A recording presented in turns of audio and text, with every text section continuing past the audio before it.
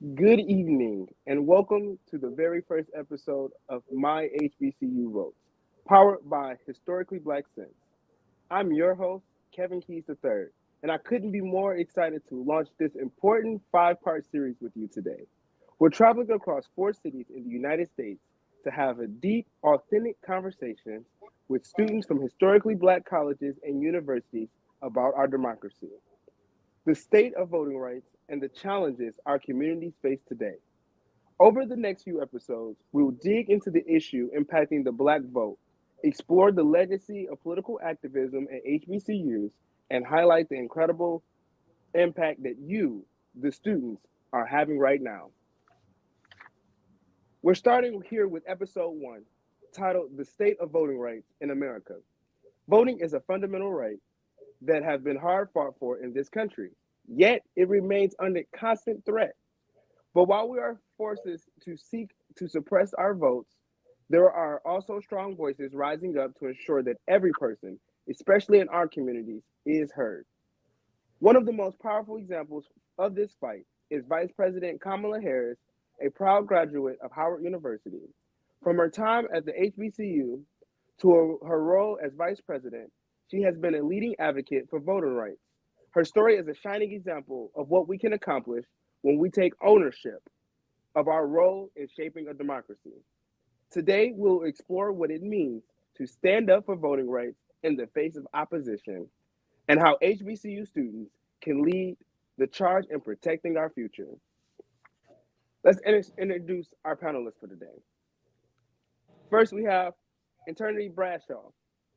Eternity Bradshaw is a senior majoring in psychology at the great Bethune-Cookman University. Hailing in Orlando, Florida, she currently serves as the SGA president for the 2024 to 2025 academic year, leading initiatives to empower and represent the student body. In addition to her leadership role, Eternity is a member of the Gamma Tau chapter of Alpha Kappa Alpha Sorority Incorporated and Collegiate 100. Passionate about mental health advocacy, she is dedicated to fostering a supportive and inclusive environment on campus. Eternity's journey is driven by a commitment to personal growth and the belief that greatness begins with taking the first step. Thank you for joining us today. Thank you for having me. Next, we have Martavius Proctor. Martavius Proctor is an emerging leader from Pine Bluff, Arkansas, with a deep commitment to community service and public policy. His leadership journey began when he graduated from the FBI Teen Academy program in 2017, followed by another prestigious FBI hosted program in 2018. A graduate of Dollarway High School, Martavius started his collegiate career at Southeast Arkansas College before transferring to University of Arkansas at Pine Bluff, where he earned a Bachelor's of Arts in Criminal Justice.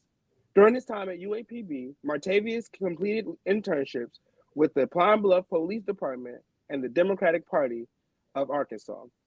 He has also held leadership roles within the Student Government Association and is a proud member of the greatest fraternity in the world, Phi Beta Sigma Fraternity Incorporated.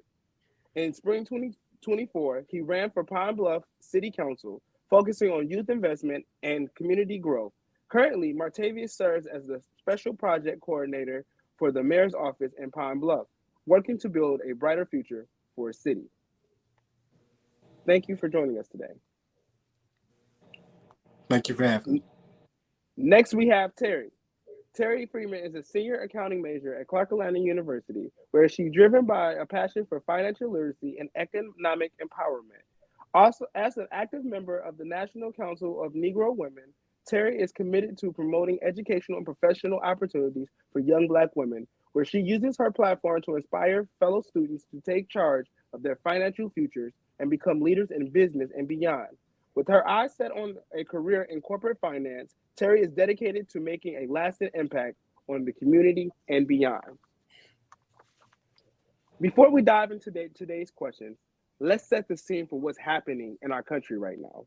In recent years, we've seen states across the country pass new voter restrictions limiting early voting, closing polling places in communities of color, and requiring new forms of ID that young voters don't have. These actions are targeted at silencing us, especially Black and Brown communities and people like you at HBCUs. But even with these obstacles, we know our power. In 2020, we saw a record voter turnout from young people and communities of color. And yet, in response to that, even more efforts have been made to limit our access to the ballot. And this is the fight that we are in today. Vice President Kamala Harris has been a loud and clear voice for voting rights reform, calling out suppressive tactics and pushing for federal protections to ensure every voice can be heard. Her journey from a student at Howard University to her role as the first Black and South Asian woman to serve as vice president is a story of perseverance and leadership in the face of adversity. As we dive into today's discussion, I want you to think about how you can take the lessons from her story and apply them to your own leadership roles, both in your community and on your campuses. Question one. We've seen new voter suppression laws passed across the country in recent years. Can you explain the most significant forms of suppression that are disproportionately affecting communities of color, and how can HBCUs students can mobilize to fight back? I'll go ahead. So I feel that the most significant ways that they are suppressing the Black vote has really been through how we're able to vote. You know, they've been closing polling places in predominantly Black areas, putting extra limitations on requesting absentee ballots. Like you mentioned before, adding new restrictions to how you can identify yourself in order to be an participating voter. But I feel that this is nothing new to us as African Americans. Of course, you know, they had used to have the KKK fear mongering Black voters at the polls, threatening their lives, grandfather clauses, taking literacy tests, things of that nature. So this isn't a new obstacle for us. I just think that they're they're better at hiding it now. So for us, on my campus at least, I know that my peer HBCUs are probably doing the same things that we are, but I feel our most important step in kind of combating this backlash is really just educating ourselves and really understanding what they're trying to do to us and how we can navigate around it. So we've been doing a lot of education on how to request absentee ballots, what those deadlines are, what time you need to be registered by to participate in elections. So that's really been the information circulating in our HBCU campus. We've also done multiple drives, really just hitting it on the head, especially that freshman class. You know, they're the most impressionable, and a lot of them are just turning 18, so they are not registered most likely. So that's really been our focus, just mobilizing ourselves, empowering ourselves, and talking about politics. Because I do feel that sometimes in the Black community, we don't necessarily hit on certain subjects because in an HBCU, we're such a like minded group of people. There's not really much for us to discuss. But I do think now more than ever, we need to bring these conversations in because although we may not have to face it on our campuses, this is just a 4-year period, and we do have to step out into that real world. So, Yeah, I definitely agree with her. Everything she said is spot on. And I also want to add to the polling place closures. They also felony disenfranchisement. You know, I feel like a lot of people that are convicted with felony charges, you know, once they serve their time, you know, all of that voting things is out the door. They have this idea that, oh, well, I have a felony charge, so I can't vote regardless. But there are some things that we just aren't educated on, you know, as it relates to that issue. You know, another thing is basically the elimination of early voting. You know, a lot of people, they use early voting that time to make sure that their voice is heard. You know, election day is only one day, and when we go and cast our vote, if we were to get rid of early voting, though, that early voting phase, you know, a lot of people would not have that opportunity to cast their vote due to just common day, you know, activities, whether that's work, whether that's going to school, whether that is, you know, just taking care of the kids. You know, that time that they are given for early voting really do matter. And I think that, you know, just like I said, with her HBCU, one of the things that the University of Arkansas Pine Bluff is doing, we've really been trying to tackle just educating how educating our students on how to correctly fill out a voter registration form. For those students that may not be a native of Arkansas, we've really been pushing for them to, just use this time that you're going to be at the university to make sure that your voice is still heard, not just in our federal election, but our local elections as well. And I think to build on that, I would like to say, like, for HBCU students, we need to really reach out into our communities and not just each other. We're so, like, when we are on these campuses for our 4 years, we're always so close together and always wanting to be together. And the way that we could come together for parties, darties, all these other things like homecoming, we could come together for voting, going out into the community as far as like telling them when they can register to vote, when it is important to get into these debates as well. Like, we are not as visually seen, and we never actually look out into what our politicians are really telling us. We just see Kamala Harris or Trump and we just think those two, but we have to understand, we have to look into our Senate, we have to look into people who are mayors, like, who are in our communities as well, not just the president. I can agree to all of them. Y'all really like hit the nail on the head with that one, with all of them, honestly. Um, so speaking of the things that we can do, HBCUs have a rich history in political activism, from the civil rights movement to the present. What role do you see HBCUs playing into today's fight for voting rights, and how can students continue to lead those efforts? I would like to say, I think of right now for HBCU students, we are being more vocal. Even in the past, we've always been vocal, but especially now with social media and how our generation, we really don't want to put up with anything that we can't handle or something that somebody else can't handle themselves. And when we see our politicians not giving us what we actually are voicing and wanting, we have to do it ourselves. We have to do what our ancestors had to do. And I feel like if HBCU students can continue to do that, we can actually thrive the way that we have thrived before. Absolutely.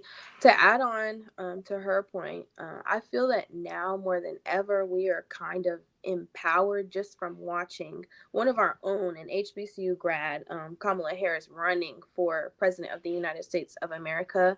I feel that that kind of speaks to the excellence and the greatness that comes from HBCUs, and that has kind of ignited this flame under us that we've, of course, had before, but it's kind of dimmed a little. And I think now we're really stepping into the mindset that these are positions we can hold. It's not going to be how it was in the past. This is taking us into a new era, and I think the ways that we can kind of vocalize, even just from yourself. Like me getting on this live, I was nervous. Voting is not something I'm very knowledgeable about. Of course, I know some things, but I'm still learning. I'm still a college student. And I think that stepping out of our comfort zone is really what's going to take us to that next level, and understanding that you don't have to have all the answers in order to hold educated conversations like this one, and that just voicing your opinion can help change or shape the opinion of another. Definitely.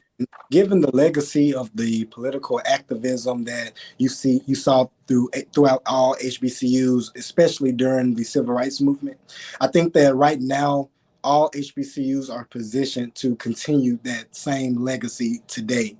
I know that every HBCU in America, they provide opportunities for you to become a leader, whether it's leading in the classroom, leading in your community, just leading on campus. And it's going to take all of that leadership to basically continue that political activism that we want to see. Whether that is continuing that legacy of voting, of encouraging younger people to encouraging them to vote when they are able to, encouraging our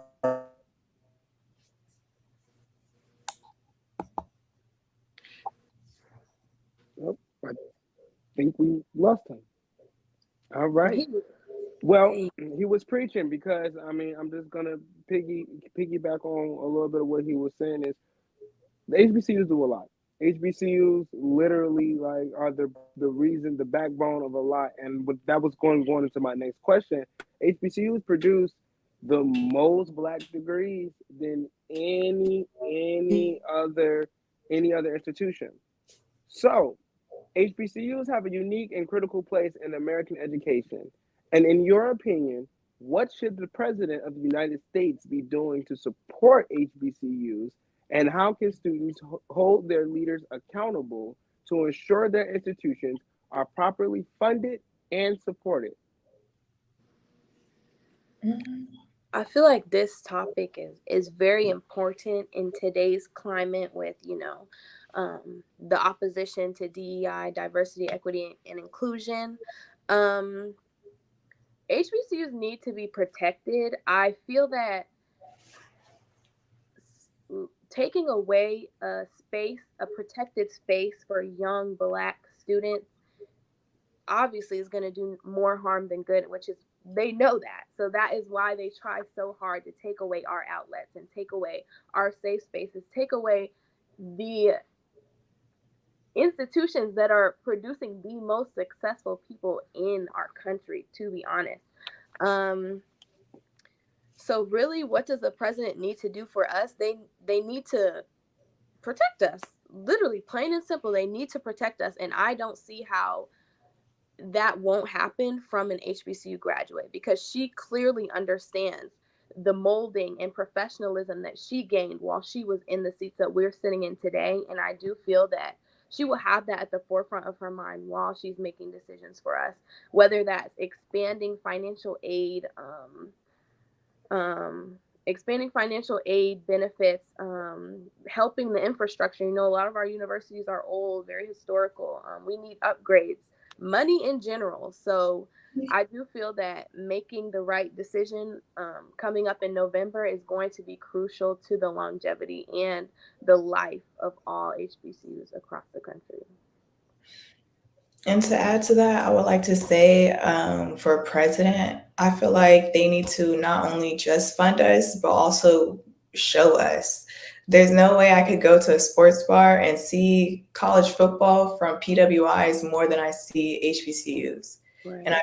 feel like the differences between HBCUs and PWIs, even though we are getting a little more funding, a little more going to the White House, doing this, doing that, that's nice and that's dandy. But I feel like we as HBCUs, there's no way like our housing is still terrible from how it was back in the day. Like, there's no way that there's still people not getting housing, people still not being able to have actual financial aid. And the housing that we do have is not even safe. Our campuses aren't safe. People aren't feeling comfortable. And at some point, our HBCUs are not going to be seen as the wholesome, I see everybody, we all together. It's going to be dangerous for us. So actually, let's go off script for a minute because see now you got me ready to talk. Cause so when we look at HBCUs, let's be so for real, most of them are in predominantly black communities. And we see a lot of these communities are without. What are some of the things that you see in the communities at the colleges that where y'all from? For me, I know when I was going to Miles, I was dealing with a police department that was getting off from work at 6 o'clock. I mean, that was just the harsh reality of it. I mean, it was only two police officers then, and when they got off of work, it was time to go. So it's like I know how it feels to go to sleep to gunshots, go to sleep to a bunch of just everything happening at once, and it's not a sense of resources. It's having to drive 10 to 20 miles just to go get adequate food and whatnot because we don't have an actual grocery store in our community. We had to go to the white community to go actually go to a Walmart or anything of that nature because they closed our Walmart. It was just so much that was happening, and it's like I'm wondering, is that the same for some of y'all areas? Oh yes, yes, Yes. yes, yes, absolutely. I mean, you kind of hit it on the head, like the going to sleep to gunshots. We're right in the middle of Daytona, and I feel that the big issue on our campus at least is just the community problems spilling into our into our campus problems, and that's caused a lot of heartache for some of our students, just altercations that they've gotten into that they shouldn't have been a part of. And I also think that the city police officers kind of look at us first instead of doing their job and protecting. These are students who are here to get their degrees. We're here to excel in life. We shouldn't be succumbing to gun violence, and we shouldn't be getting roped into these different areas that have nothing to do with us. So I do feel, of course, back when our institutions were founded, of course we had to scrape together whatever money we could, and that's why our universities are in the places that they are in. But in today's day and age, with gentrification and things of that nature, we have to do a lot more to protect our campuses, and kind of figure out how we're gonna direct all of the danger and things that don't belong on college campuses, away from us. And to add to that, for me, going to Clark in the heart with three other HBCUs next to me, I've witnessed, been through, heard so many different stories, so much pain, so many people feeling unsafe. I feel like in our community, yes, because we are and where we are, far as like where HBCU started to where they are now, we have felt unsafe. Our police officers, they they something else. They do their job, but I feel like as police officers, it doesn't give what actual officers should in a sense of feeling safe. They're like, there's so many reports that not only people I know, but people I've been with who they had to report to officers and they still haven't felt seen. And I feel like some of our staff, or not coming for HBCU staff or anything, but I feel like sometimes our staff or officers or even around our campuses, it just feels like they aren't actually wanting us to be as safe as they would want to help us. So we were talking about the fact that what are the type of resources do you think, like, is this? So I described how the campus, and I've actually visited all of y'all campuses before, but especially UAPB, that was one of the first campuses I actually ever stepped foot on. And we talked about how most of HBCUs are in the center of more of predominantly black communities, and some being more of impoverished communities. And we talked about, do you think that there is a need for more and more resources, not only for safety, but just the ideal of just more resources for everybody, not only just the school at hand, but the community as well? Definitely, definitely. So right now, I can't speak on my university. We are currently located in Pine Bluff, Arkansas. If you know anything about Pine Bluff, it's in the southern part of Arkansas, and our, I guess, state government has pretty much made it to where the southern part of Arkansas is a place where no one wants to live. There's no job opportunities here, and there's pretty much just nothing but farmland, from Pine Bluff on down in the state of Arkansas. However, UAPB is definitely one of the driving pieces that we have here in the city of Pine Bluff. It brings in a lot of income, a lot of revenue. To our city, especially during homecoming week, which is in a couple of weeks. We see an influx of people from all different types of city coming in and pouring into our city. But I think that where the state of our university is, I believe a couple of years ago, a list came out of maybe about 12 or more HBCUs that have been underfunded on a land grant scale. And UFB is owed $330 million, right?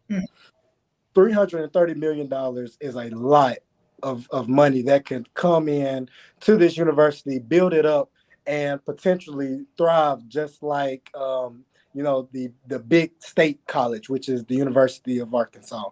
UFB is the second oldest university that we have here in the state. However, it's treated as if it's some community college, and it's basically because of the race of people that it serves. But resources such as, money coming in for infrastructure, money coming in for, to aid help students with their Pell Grant, work study opportunities. That's the type of resources that every HBCU needs in order to thrive. And I believe that once you get that, that the community will also benefit from this, because now you have an institution that's also thriving. And when you have an institution that's thriving in a city that pretty much is, I guess, in a renaissance, you start to appreciate the value of that city much, much more. And then it starts an effect in that city that you have this institution that's thriving. So now businesses want to come in, and now your community is thriving just like every other part of the state. So I I see you're on the local level of your alma mater, but you're also an alumni of this great institution. So I want to ask you this question specifically because for those who do not know, and I'm gonna be very brief about this, but Miles College just created signed a letter of intent to buy Birmingham Southern College, meaning that it moves their campus from Fairfield, Alabama to Birmingham, Alabama, which is only maybe 5 minutes away. The only issue about that is it leaves Fairfield to rot. Fairfield was literally most of the money, most of their funding comes from Miles being right there. The students purchasing the stuff that's in from the establishments that's around. All the different things. It really helps the economic system there that was already in jeopardy of being bankrupt. When we make moves like this, we have to ask ourselves, at what point could the federal government have stepped in to actually prevent this from happening and us having to choose between helping our community and helping our institutions? Is that a question for me? Yes. Yeah, I mean, we're Okay, gonna start okay, with you and then we're gonna go everybody else. okay, okay. Yeah, I think when we make moves like that, we just have to make sure that we're making it real strategic. I think sometimes we make moves such as that, just for name recognition, or to say that, okay, well, I don't want to, I don't think they're real strategic. And if you look at leaving that institution where it was, you potentially could have helped out not just one institution, but like you said, both institutions. There was one that benefited from that other institution being there. So I think we just need to start looking at things from a more strategic standpoint, not just for what's going to benefit us now, but what's also going to benefit not just our institution, but the entire community that it serves in the future. Okay, okay. Good answer, good answer. It's giving political. Okay. Um, Attorney. I think to add to that, far as what funding could be helped, what funding could be aided. Um, I feel like, yes, our community does need to be aided no matter what. I feel like it shouldn't have to come to a part of this or that. I feel like funding should always be not like given in a sense, like we're already struggling and you see us struggling, but you give funding to other things that aren't as um, a necessity or far as what we are looking for. I think when we want our funding as well, we also have to be very specific on what we want. We always want to say we want money, but we need to say for what and see why. Yes, to add on to Terry's point, that is very true. We have to be very specific about where our funding is going, and that's something that our university has really been working on, rebuilding that communication with our state government and really kind of reaching out to them, whichever side that they stand on. And because you have to play the game, like everything in politics is about making sure you're speaking to the right person. So I think that's really something my advisors have been kind of training me up on, is just making sure that when I'm asking for something, I have a why behind it and a purpose behind it, so that when they go to bat against whatever we might be asking for, I can back it up with, this is why it's necessary, this is why it's crucial, and these are the effects that it will have, going down the line. And I think just kind of working that into our planning, our 5 year, 10 year planning, um, will really just help with the longevity and the strength of our universities. And yeah. And I'll just like to add one little quick thing. I think that also say that we are provided with more funding, right? I also think that every HBCU that receives this funding needs to promote, showcase what you're able to do with this funding. Right.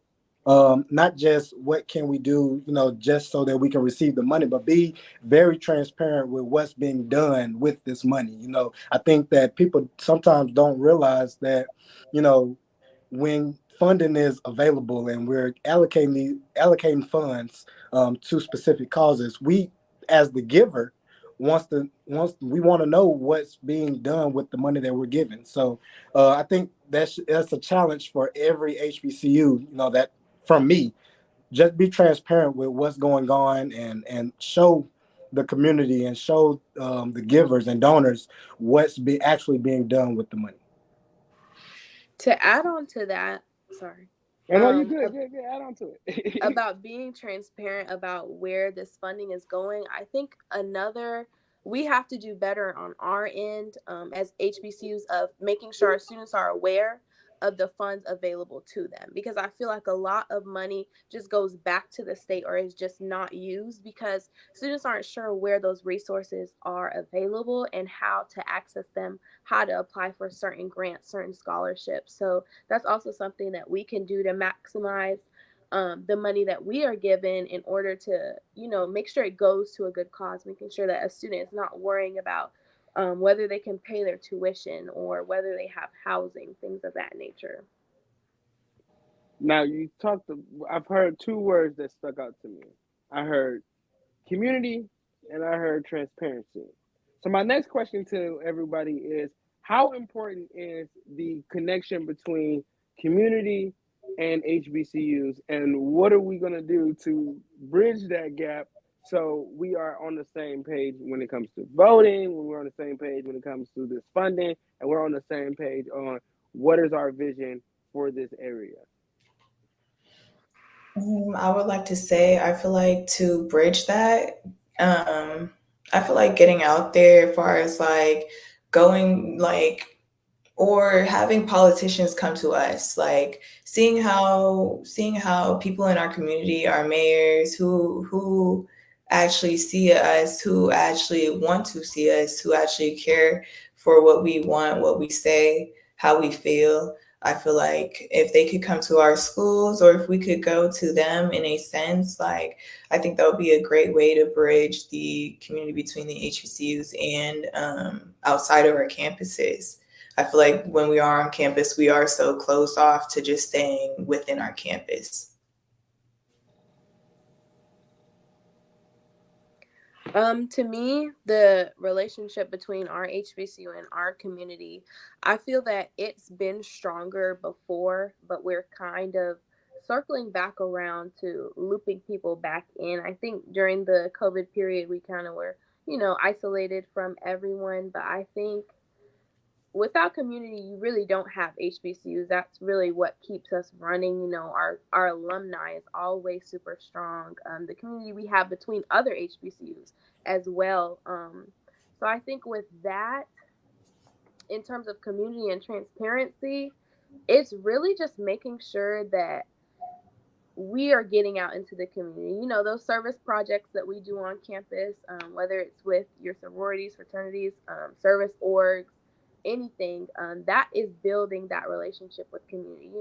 Donors and whatnot that you want to come into your school and to give back to your school. Those are the people who are around you in your community. You might not know them, but they're going to see, oh, I know this student is from BCU, things of that nature. So I really just think we have to take it upon ourselves as students that when we are stepping off campus, we're stepping off in our best selves and representing our school to the best of our ability, because that is where your school is really going to be elevated when the outside world sees the greatness that is fostered inside of those walls.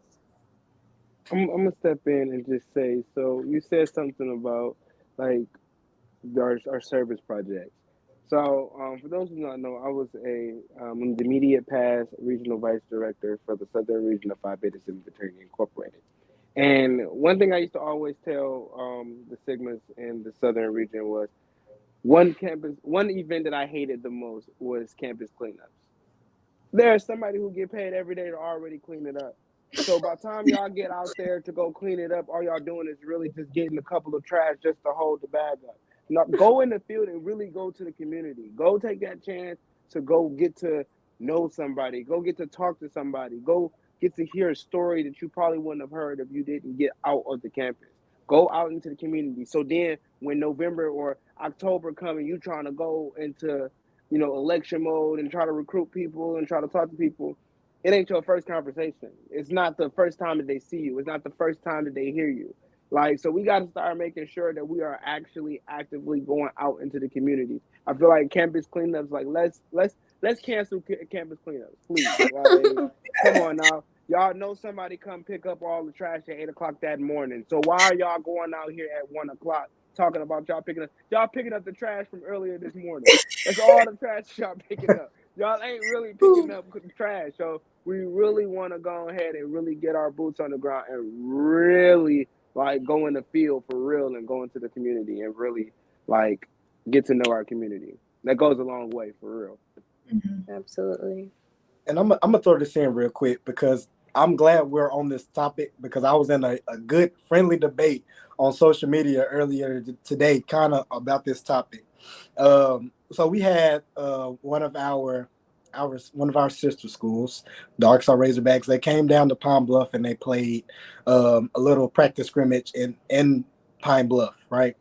And they also did a community service event where they gave out shoes to the community and everything. And everyone in our community praised them for that.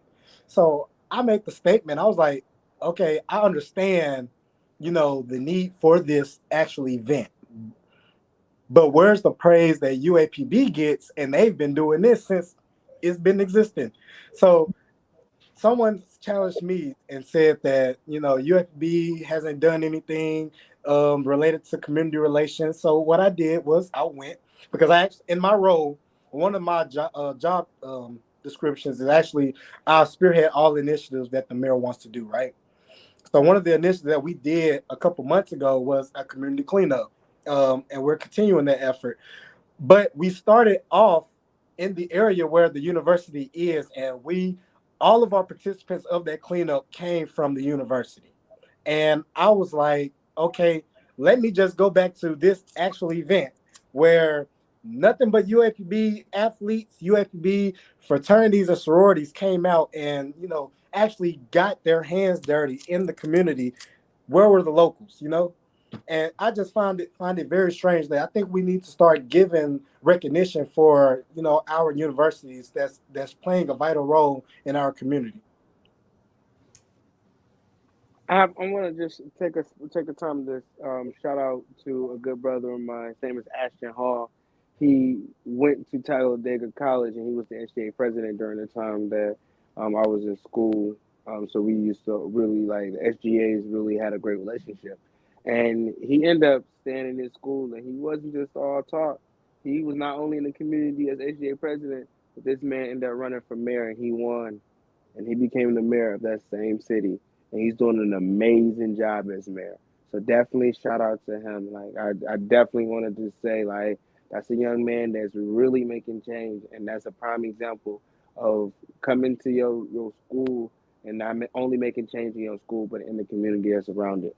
That is what HBCUs are about, and that's why we need to continue to like push for HBCUs and continue to be the voice for HBCUs because honestly, like we can't let this fail. We can't let HBCUs fail, genuinely. And this is why we need the right people in office that's not going to sit there and to take away the Department of Education and not going to take away funding from us and not going to sit there and tell us that we're not important or we're not, no matter how many degrees we guys say that we're not smart or we're not intelligent. So this is why we genuinely need to have these conversations and continue to educate our people and choosing the right person. It's beyond black and white at this point. It's beyond black and white. We're not voting for a candidate just because she's black. We're voting for a candidate because she's doing what she needs to do to be a voice for us when we're feeling like we're going to get diminished or dismissed by this man if he's elected into office. So that's why we got to continue to have these conversations, and we got to continue to do these projects, and we got to continue to use our HBCUs to be that voice, because when we fight, we win, and we know that, and we know that. So we're gonna bring this to one of my final questions. Many young people, including students at HBCUs, feel disillusioned with politics, believing that their vote don't count or that the system is rigged against them. What is your message to students, and how do we reignite the belief that voting is a tool of empowerment? I feel like to answer that question, I feel like we need to go back to 2020. We did not think that Biden would win.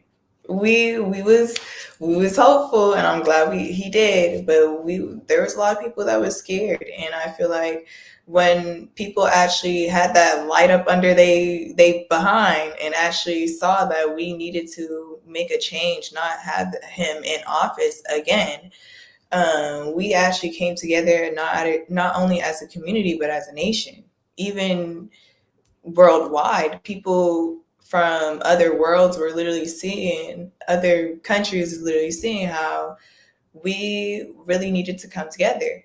And I feel like for young voters, I feel like for HBCU students, to actually get them to see that, I feel like they should dig into their hearts, see into what our past ancestors have done. They didn't march for nothing. They didn't get their behinds up. They didn't do their research. They didn't have their education for nothing. They had all of that and spirit behind them, ancestors behind them, because they knew that there was a change that needed to be happen, and they didn't let something of fear, scared feelings deter them from continuing what they needed to do. And I feel like for us, we need to do that. Right. I agree with Thierry on this. The statement that your vote doesn't matter has been negated so many times over and over and over again. And I feel that the most obvious defense against that is if our vote didn't matter though that much, then they wouldn't have tried to suppress us for so long, for so many years, in so many different ways. So clearly there's a power that comes from the African American community, especially the African American youth community. And I feel that there's a socialization that occurs since you've been in elementary school, younger than that, that just gives us this idea that for some reason we're inferior to everyone else. And I think that is where that statement comes from, that because we are told this is not for you, this opportunity is for them, this might not be the place for you, we start to believe it. And I think that that's why HBCUs are so critical and so important to this mobilization and voter push, because these are the places where that socialization is undone. This is when you get to step into who you are and truly believe all the things that your parents have been telling you, your teachers have been telling you, God tells me. So I really feel that educate yourself before you go out and spread more of what everyone else is telling you, because once you realize the odds that were against us back in the 60s, or the odds that were against us even in 2020, then you're going to realize, okay, I think this is just the media telling me that these are the odds, but that's not truly what might happen. So if I just go out, cast my vote, who knows what's going to happen. Definitely, and I definitely agree with both of you. Um, you said something and about if your vote didn't matter, they wouldn't try so hard to suppress it, and that's absolutely true. You know, um, and I'm going to just say leave with this. I think that when we are trying to get people interested in the power of voting and actually exercising that right, I think we need to just meet them where they are. We can't just come to them when we want, a vote. I think that um, we need to look at track records, and we need to look at who has done what while they've been serving. And we have a guy that has literally said that on day one, he's going to be a dictator. He's already put out, different threats to his political enemies. And we need to, not take that lightly. I think that everything he says he's going to do, he means it. And I think that right now we're just not in a position to sit this one out. Uh, I think President Biden and Vice President Harris has done a wonderful job with fixing the mess that our former president has left us. We started off with a strong economy. Going back to that the election with Trump and Clinton, and we were very hopeful. Everyone was empowered, with the movement that Secretary Clinton started. And we just didn't get to that point to where she was elected, president. And I think that those 4 years that came after that election, everyone and every day there was something new. It was interesting. Things were being said on the air that I believe a president should never in their right mind say. And we need to just go back to decency, go back to having that common sense and having professionalism in the White House. And I think that Vice President Harris is a great candidate to provide that. Absolutely. I just wanted to bring up a Stanford experiment, and Stanford University is known for their very, very immoral experiments. Because that prison experiment, my God. But this one was with a group of kids, and it was a group of kids that one had a stuttering problem, and a group of kids that did not have a stuttering problem. So they split these kids up into four different groups. And you told one kid that had a stuttering problem, you don't have a stuttering problem. That kid decided, you're right, I don't have a stuttering problem. And they actually did not have one. But when you told that kid that did not have a stuttering problem, oh, you have a stuttering problem, and spoke so much negative to them, they started to believe it. Mm-hmm. This is what they do to us. They constantly keep sending us misinformation and telling us, oh, we shouldn't vote for this person, and we shouldn't do this, and we shouldn't do this. And they want us to believe it. I got the Michigan Republican Party right now sending me a bunch of lies about Kamala. Stuff that we know it's been proven that it's not true. We Yep. know it's not true. They send out misinformation and they want us to believe it. How many times have Donald Trump said that Kamala was in charge of the borders? So we just don't have a director of Homeland Security no more. Right. So she just became the director of Homeland Security. Like, how does that work? How does that work? But because we want to send misinformation, we got to keep repeating it, and we got to let them believe it. We sat there and we sent out stuff that said, "Oh, Kamala is just this horrible person," and she sat there and she arrested so many black people, but nobody wanted to talk about her back on track program. Yep. Nobody wanted to talk about the fact that she said, "Okay, if we're going to arrest you, we're going to send you to a camp instead of a jail. And we're going to make sure that you get a certificate or a certification and you got some job training. So when you get out of here, we're going to expunge your record and we're going to send you to a job. So Yep. you don't have to you don't have to deal with the streets. You don't have to make the same mistakes because we're giving you an avenue." But we're not talking about that. But we want to keep saying that she's a bad person. The best way to figure out these candidates is look at who they was 10 years ago. Yep. Don't look at who they is now trying to campaign. Look at Right. them 10 years ago. Kamala spoke 10 years ago and talked about how the fact is that we need to sit there and have police reform to help African Americans.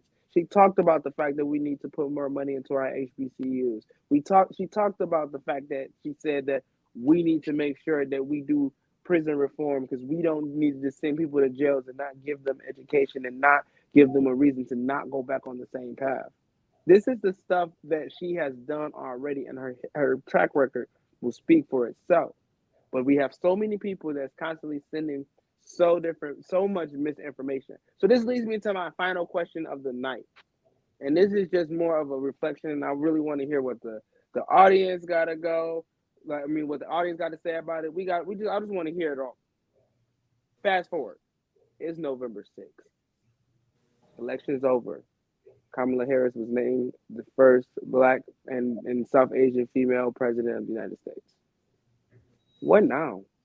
Do we just go back to life and acting like that we just didn't have half of the world that simply believed this man's misinformation, that we didn't let, like, we didn't have a whole group of people that believed that there were Haitians in Springfield, Ohio that was eating cats and dogs? Are we just gonna go back and believe that we didn't see videos of Caucasian people constantly saying, oh well, this is a Trump rally, so of course we're gonna be racist? Are you serious? Are you serious? So what do we do now? Where do we go from here? Where do we feel protected? Do our HBCUs, how do we feel? What do we do? So it's like, where do we go from November 5th? Okay, so after November 5th is all said and done, where do we go? So what do y'all think? Where do y'all think we go? Me, I'm going to continue being the smart, educated Black woman that I am, first and foremost. You know, obviously there's going to be an uproar after that happens. But I also think that HBCUs need to grab onto the monumentum that will come with it and grab onto the exposure that will come with it, because there is going to be so many doors that we can open if Kamala Harris is elected to be the next president. So I really think that we just need to capitalize on every experience and opportunity that might be presented to us. And the racism, the will always be there. You know, the bigotry will always be there.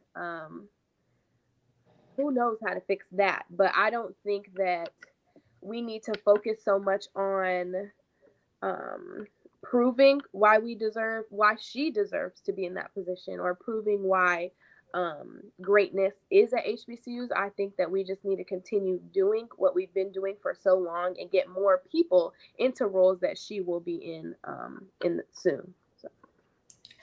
To build on that, I think moving forward, Kamala Harris, when she wins, I hope we do better than we did when Obama had won.